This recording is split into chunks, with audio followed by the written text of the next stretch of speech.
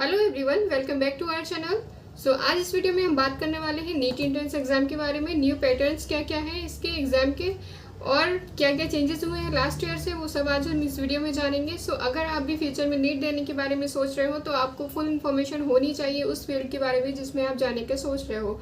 अगर आपको भी डॉक्टर बनना है तो आपको नीट एंट्रेंस देना ज़रूरी है और उससे भी ज़्यादा ज़रूरी है कि इसके बारे में आपको फुल नॉलेज होनी चाहिए। देखो, किसी भी फील्ड में जाने के लिए आपको सबसे स्मार्ट वे यही होता है कि आप पहले उसके बारे में पूरे तरीके से जान लो।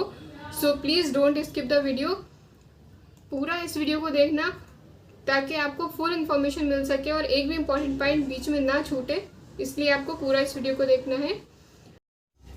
नीट एंट्रेंस एग्जाम को एक अथॉरिटी कंडक्ट करवाती है जिसे हम नेशनल टेस्टिंग एजेंसी बोलते हैं, एनटीए बोलते हैं। तो पिछले कुछ साल से एनटीए ही कंडक्ट करवा रहे हैं नीट एंट्रेंस को और आगे भी अभी यही कंडक्ट करवाने वाले हैं। आगे हम इस वीडियो में देखेंगे इसकी अटेम्प्ट लिमिट क्या होती है, एज लिमिट क्या होती है, एग्जाम फी कितना लगता है, सिलेबस इसमें क्या क्या होता है, क्या क्या पढ़ना पड़ता है इसको क्लियर करने के लिए, एलिजिबिलिटी क्राइटेरिया इसका क्या है। Please don't skip the video, पूरा देखना, तभी आपको हर चीज़ क्लियर हो पाएगी। न्यू पैटर्न्स है इसलिए मैं बोल रही हूँ। थोड़ी बहुत जानकारी तो सभी को होती है बट कुछ चीज़ें चेंज हुई हैं। अब एग्जाम आवर्स के बारे में देखते हैं। हमेशा इसे एग्जाम आवर्स जो थे इस एंट्रेंस के वो 3 आवर्स ही थे, बट इस बार 2022 से एनटीए ने इसके एग्जाम आवर्स को 20 मिनट एक्स्ट्रा कर दिया है। अब ये 3 आवर्स प्लस 20 मिनट एक्स्ट्रा मिल रहे थे हमें इस बार में, तो ये 3 आवर 20 मिनट का हो गया है इस बार से। अब शायद अगली बार भी ये इतना ही हो। अब लैंग्वेज की बात करते हैं तो लैंग्वेज आपका पेपर जब आप फिल करोगे, जब आप रजिस्ट्रेशन करवाओगे इसके लिए एग्ज़ाम के लिए, तब आपको वहाँ पे चॉइस मिलेगी हिंदी और इंग्लिश दोनों की। अगर आप उस चॉइस में इंग्लिश फिल करते हो तब आपका लैंग्वेज जो आएगा पेपर का वो सिर्फ इंग्लिश में आएगा। अगर आप हिंदी और इंग्लिश दोनों चाहते हो तब आपको हिंदी लैंग्वेज सेलेक्ट करनी पड़ेगी। ये आपके ऊपर डिपेंड करता है आप कैसा चाहते हो, जिसमें भी आप कंफर्टेबल हो वो आप चूज़ कर लेना। आगे हम बात करते हैं इसके एलिजिबिलिटी क्राइटेरिया के बारे में।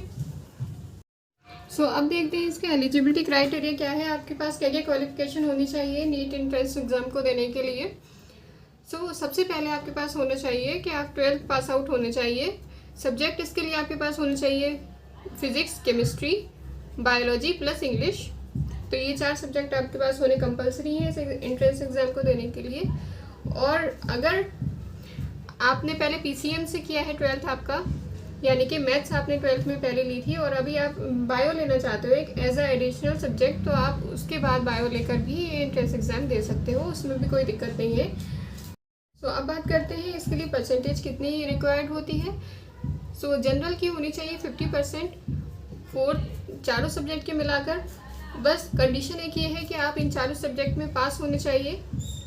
ओबीसी, एससी एंड एसटी के लिए यानी कि रिजर्व कैटेगरी के लिए इसकी परसेंटेज रिक्वायर्ड होती है 40% और जनरल फिजिकली हैंडीकैप्ड के लिए इसकी परसेंटेज होती है 45%। ये है इसका एलिजिबिलिटी क्राइटेरिया। अब हम देखते हैं नीट एंट्रेंस एग्जाम को देने के लिए एज लिमिट क्या होनी चाहिए, मिनिमम क्या होनी चाहिए, मैक्सिमम क्या होनी चाहिए। थोड़ा सा इसमें कंफ्यूजिंग रहता है, इसलिए आप लोग अच्छे से समझ लो। मिनिमम एज लिमिट जो है वो 17 ईयर्स कंपलसरी है इसके लिए, तभी आप एलिजिबल हो पाओगे इस एंट्रेंस को देने के लिए। और 17 ईयर्स आपके जिस ईयर में आप एग्ज़ाम देने वाले हो, जैसे आप अगर 2023 में एग्ज़ाम देने वाले हो अपना, तो 31 दिसंबर तक 2023 के 31 दिसंबर तक आपके 17 ईयर्स कंप्लीट हो चुके हो, तब आप इसके लिए एलिजिबल हो पाओगे। तो ये हो गई आपकी मिनिमम एज लिमिट। और मैक्सिमम एज लिमिट जो है इस पर अभी हाई कोर्ट का स्टे लगा हुआ है, तो फिलहाल के लिए मैक्सिमम एज लिमिट नहीं है। आप किसी भी ईयर तक कितने भी साल तक आप इसको दे सकते हो, कितने भी साल के हो आप तब भी आप इसको दे सकते हो। बट एनटीए की साइड से जो एक एज लिमिट है वो मैं आपको बता देती हूँ। जनरल के लिए 25 है और रिजर्व कैटेगरी के लिए मतलब ओबीसी, एससी एंड एसटी के लिए जो है 30 ईयर्स की है। फिलहाल के लिए स्टे लगा हुआ है हाई कोर्ट का, इसलिए कोई भी एज लिमिट नहीं है। आप लोग कितने भी साल के हो आप एग्ज़ाम दे सकते हो इसके लिए। ये है एज लिमिट का क्राइटेरिया। और अब हम बात करते हैं अटेम्प्ट लिमिट कितनी है, इसमें कितने बार आप अटेम्प्ट कर सकते हो इस एग्ज़ाम में। अब हम देखते हैं कितने अटेम्प्ट हम दे सकते हैं मैक्सिमम इस एंट्रेंस में। तो फिलहाल के लिए इस पर भी स्टे लगा हुआ है, कोई भी अटेम्प्ट लिमिट नहीं है। तो कोई भी लिमिट नहीं है, आप कितने भी अटेम्प्ट फिलहाल दे सकते हो। अब हम बात करेंगे सिलेबस के बारे में कि क्या क्या सिलेबस हमें पढ़ना चाहिए क्या ज़रूरी है, क्या चीज़ें रिक्वायर्ड है नीट एंट्रेंस को क्लियर करने के लिए। सो सिलेबस इसका जो है वो 12th और 11th का ही है। 11th एंड 12th दोनों हमें अच्छे से पढ़ लेने हैं। इसके लिए यहीं से आते हैं क्वेश्चंस। बेसिक इसका एनसीईआरटी है, एनसीईआरटी से ही क्वेश्चंस आते हैं मोस्टली। सो ये इसका सिलेबस है।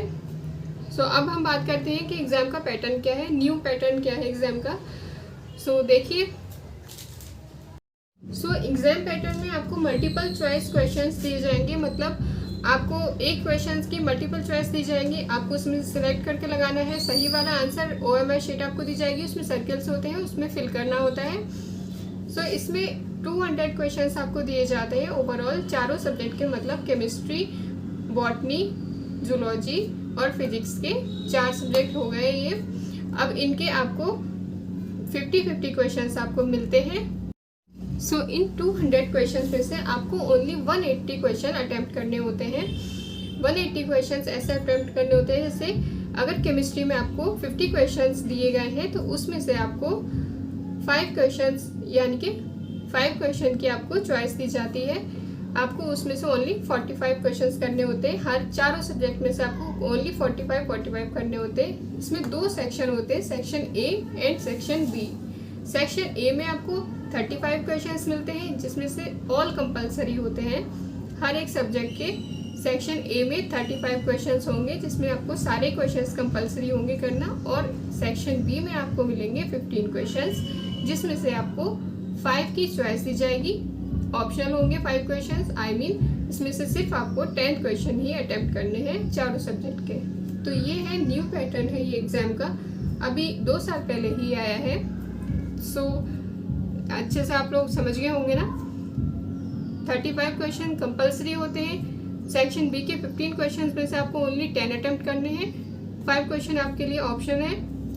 ओके, आपको ये 5 क्वेश्चन अटेम्प्ट नहीं करने हैं। अगर आपने लाइन वाइज 15 क्वेश्चन आपने अटेम्प्ट कर दिए हैं तो भी आपके लाइन वाइज 10 क्वेश्चन ही वहाँ पर सिलेक्ट किए जाएंगे। भले ही आपके वो लास्ट वाले 5 क्वेश्चन सही हो और ये स्टार्टिंग वाले 5 क्वेश्चन रॉन्ग हो, फिर भी आपके लास्ट वाले क्वेश्चंस काउंट नहीं होंगे, स्टार्टिंग वाले 10 ही काउंट होंगे।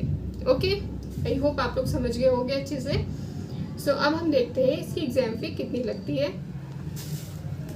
सो जनरल कैटेगरी की एग्जाम फी इस बार थी 1600 रुपी, और जनरल EWS और OBC के लिए थी 1500 रुपीज़, एंड ST SC और फिजिकली हैंडीकैप्ड कैटेगरी के लिए थी इसकी 900 फी। सो ये है एग्ज़ाम फ़ी क्राइटेरिया जो भी है। सो आप लोगों को ये फुल इन्फॉर्मेशन मिल गई होगी। अगर आपको फिर भी मेरे से कुछ पूछना है, कुछ जानना है नीट के बारे में, तब आप लोग मुझे कमेंट करके पूछ सकते हो, मैं आपके एवरी क्वेश्चन का आंसर दूंगी।